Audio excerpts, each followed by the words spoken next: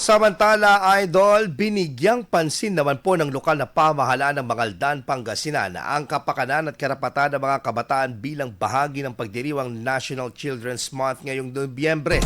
Katuwang ng LGU sa selebrasyon ang Council for the Welfare of Children or CWC, Department of Social Welfare and Development or DSWD at National Youth Commission na may temang OSIAIC CCM Wakasana or OSAIC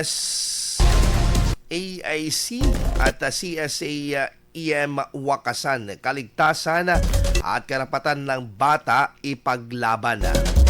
Layon po ng tema na palakasin ang panawagan laban sa online and sexual abuse and exploitation of children o yung OSAIC at children sexual abuse and exploitation through media o yung CSIM na sa panahon na lumalawak ang paggamit ng internet. Patuloy namang ipinatutupad ng Municipal Social Welfare and Development Office or MSWDO ng Mangaldan ang mga programang pangkabataan na nakatuon sa child protection, digital literacy at responsableng paggamit ng teknolohiya.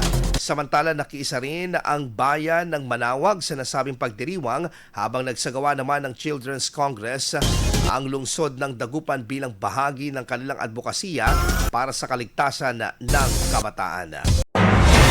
IFM News. IFM News. IFM News.